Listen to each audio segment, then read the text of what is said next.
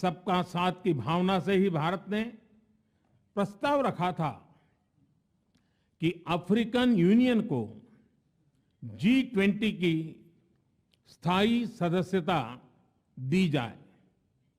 मेरा विश्वास है कि इस प्रस्ताव पर हम सबकी सहमति है।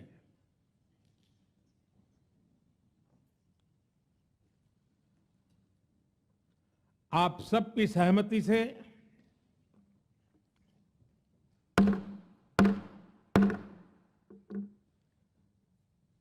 आगे की कार्रवाई शुरू करने से पहले मैं अफ्रीकन यूनियन के अध्यक्ष को G20 के स्थायी सदस्य के रूप में अपना स्थान ग्रहण करने के लिए आमंत्रित करता हूं।